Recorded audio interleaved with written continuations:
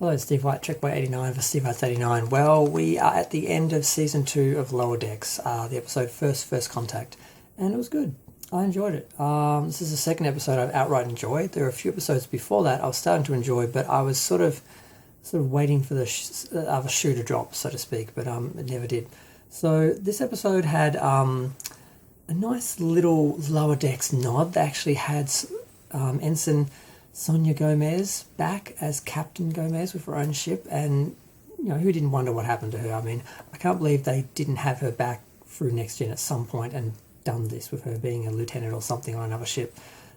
She was in, I think, 1 episode or 2 episodes. So, okay, we start off on a starbase, which of course looks great. The art for the starships and the sets and the environments are always really good. And we go into the space dock and we see the ship. It's kind of a slightly more advanced Excelsior class, and they're talking, and she's basically being told she's getting a promotion, but she's going to have to leave the ship without any of her crew. She won't be taking any of her command crew with her. Apparently the California class crews, they'd like to keep them together or something. It didn't quite make sense to me anyway, and I'll go into that later. And of course, Mariner overhears this after having a little exchange with the Andorian that she doesn't like. I think it was Jennifer. So, of course, she runs and tells, when she's talking to her friends, once she realises that the actual bridge crew doesn't know, she goes and tells them to cause trouble, in part because she's hoping somehow she can stop it, because she really doesn't want her mother to leave because they're getting along, which we, of course, know and she admits later on. Well, Sonia leaves, and she unfortunately is near a sun that has a burst of a solar flare, and it basically destroys, I think it was an asteroid, it wasn't a planet, and there was an electromagnetic pulse that knocked out the ship, and the debris basically is attracted to electronic pulses or magnetic fields, which of course means they can't use their shields. I mean, they can't get their ship to actually come back to life, so they're just basically slowly spinning into a planet's orbit, so they're going to be destroyed, and the planet's going to be of course damaged as well. So they're in a spotter bother, and Cerritos gets contacted, and they find them, and they find that there's this problem, but they can't just warp in, they can't go in because their shields, it's not just their shields, it's also the shielding, the paneling on the ship will also attract the debris, which is going to apparently have the same effect on them. So they come up with the idea of actually pulling all the panels off the ship and taking the ship in manually, basically, with like just the bare structure of the ship exposed. And it's quite interesting to see them actually take all the panels off and see the ship with no skin, basically. Basically, the whole crew has to work together to go out and basically all take the panels off manually themselves. And it's fairly impressive visually. This episode is fairly impressive visually. They show the space dock, they show the ships leaving. It's very it's very much like what we'd see in the movies or Next Gen. It's the look of the show has never been a problem. So behind all this, we've got a small story with Rutherford. He keeps getting these alert warnings, basically because his memory's full, because he's been saving extra files, because he didn't want to lose his memory again, because he lost his memory, including his memory of Tindy when he had his problem before. And there's also a little tidbit. He saw something where someone was operating on him, and they were saying, oh, he'll think, he chose to do this. Like, somehow he didn't choose to have the cyborg implants put in, which I don't know if that was just a joke or if that's going to be something that comes up later in the season, next season, in his character or something. Not sure where that was going. But they do have a problem with one last panel, and they go to some dolphin members of the crew who live in a water section of the crew, because basically the other side of that panel is in their area. So Boilerman has to go down and fix that. He nearly dies doing it, but he's saved. And the dolphins have a real thing for Rutherford, which is kind of weird and kind of funny.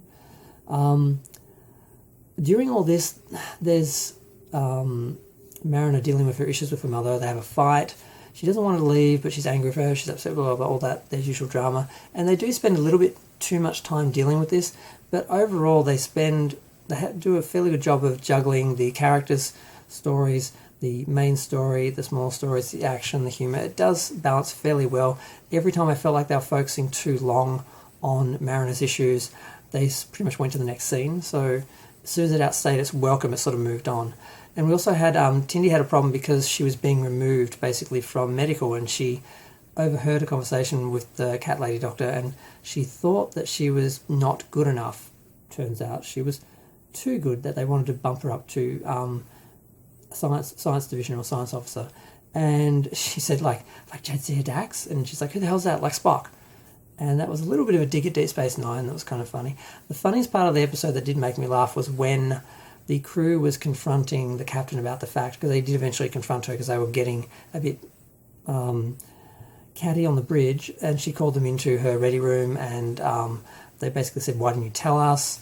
How can you leave us? Basically, you're basically leaving us for a better ship, because there's this sort of idea that the Californian class is a lower class of ship and the crew members aren't treated as well or aren't as good a quality or something, which I really have a problem with in Starfleet and in this Star Trek show. There's a couple of ongoing issues. That and the swearing. I really don't believe they would have suddenly started swearing in the 24th century, so it's not really consistent with Star Trek, and it does bug me. Those are two of the smaller issues which are persisting in the show, but they're not that big an issue compared to some of the earlier ones. And the funny part, and this plays into that, is that, God, what was his name? Billups. He basically snaps, and he's just going off about basically what she's doing, because he's always been this polite, nice, and it's just really funny. Now, they do play it too long, and I stopped laughing well before the scene ended, but it was delivered really well, and it was funny. Okay, so they're going into this now sort of asteroid field, and they managed to get the last panel off, and they're managing to go through it. They're getting hit by, it's a pretty good action scene, they're getting hit by asteroids and things, and there's a point where Mariner, because for some reason they had to take the front of the bridge off, so they're literally in spacesuits on the bridge because there's literally no panel on the outside. So how that couldn't have had extra protective paneling, I don't understand, but I don't know if that's a technical flaw in the technical manuals we never noticed, or if they just made that up so they could have the scene where Mariner flies out the front of the bridge and the other girl, Jennifer, has to basically rescue her, which they sort of bond over that and become friends afterwards. And we do see some work with Mariner. Basically, she does acknowledge that she thinks she's Kirk. She's trying to be like this free-spirited, sort of against the rules, sort of, it's like an act, it's like a performance, it's not, she's just trying to be someone. And her mother's constantly saying, this is you being insecure and trying to be something you're not, just open up. So they're working on the character. They're not just letting this character be like this with no explanation like they did in the first series. They're actually taking her apart and showing why she's got issues. So it doesn't bother me so much because they're not acting like it's normal, and they're not excusing it. They are actually dissecting it, so that's fine. That was another issue that I had with the series when it started off. This character was just off the rails and it was just like normal. That seemed to be she seemed to be trying to make a statement of Star Trek in the show through her, but now they seem to have removed her from that and sort of restored Star Trek in the show and sort of made it more of a character flaw with this character. So yeah, they actually go in. They just at the last minute, just as the ship, which is a pretty good scene again, just as the Sonia Gomez's ship is going into the atmosphere and coming apart and burning, and the people below are looking at it like a shooting star, like they don't even know what's going to happen because it's going to hit them. And of course, in comes the Cerritos and puts them in a tractor beam and saves the day. And then when they're getting repairs, the captain decides she's not going to accept the promotion because she doesn't want to leave her crew. So they go to tell Starfleet, but Starfleet's not there to give her promotion. Starfleet is there to arrest her because she has been set up in the destruction of the Pac-Led planet. Like, the Pac-Led planet has been destroyed, so another planet destroyed in the Prime Universe. If this is the Prime Universe, I'm still undecided if this is Prime Universe or Original Canon Universe, because Discovery and Picard were supposed to be original canon, but they are Prime, like the JJ, but different timeline. One of the many ones created by the Red Angel.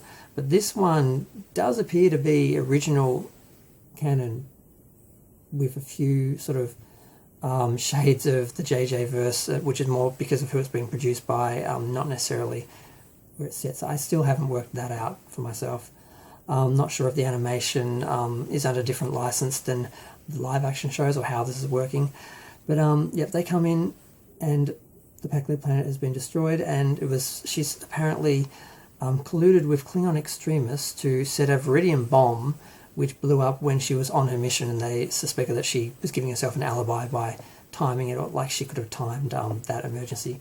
So hopefully this is just to go into the next episode, like it was a to be continued, so hopefully it's just a cliffhanger for the series and it'll be over in the first episode. I'm hoping it doesn't drag out to be a whole season arc like, Discovery or Picard. Hopefully they'll stick to this more episodic sort of, which is another reason why it's more like the original canon Star Trek. But yeah, overall, I enjoyed the show. The action scenes were good. The comedy was okay. Like, I actually laughed at a few parts. The characters all seemed to be developing and getting, not necessarily closure, but developing and getting not too much attention, but not sort of just being in the background. I'm liking where it's going. I think this first season is going to be good, and I'm going to look forward to it. I've looked forward to the last couple of episodes because I hated the first season. The second season I didn't think started great, but then I noticed a shift. And then there are a few episodes in a row I kind of didn't have a problem with, but I was just waiting for that slap in the face that you get as a Star Trek fan from New Trek usually. And then it didn't come, so I started to relax, and I've enjoyed the last 2 episodes quite a bit. So, and the visuals, I felt like I was watching Star Trek on every level. I still wish the character designs were a little bit more detailed, but the ships, the sets, the environments are all fairly good. I mean, I think Prodigy is going to sort of blow them out of the water to an extent because of their CGI style and everything, but so far as traditional animation, it looks pretty good. I can't think of anything else that happens. I think I actually covered everything. It was great to see Sonya back. It was good to see some action. It was good to see the crew working together and actually completing a mission. I don't think this idea that the California class ships were somehow this class of low performing officers or something. I think it was just this one ship was failing because the captain had her issues, and she's sort of gotten herself together and she's sort of whipped the crew into shape, and now they're more in line with Starfleet and what we'd expect from Starfleet. So it's working more overall, and now we just have to sort out Mariner, and then the series might actually be good. But I'm going to go. Feel free to share, like, comment, subscribe. Let me know what you think. Are you looking forward to the next season? I actually am. So it's kind of nice. Not as much as I am Strange New Worlds, which I think could be good, because I think if they can turn this series around mid-season, after the first season was not good, I think they can do Strange New Worlds good from the beginning. So I'm going to continue being optimistic and hopeful and look forward to that. Okay.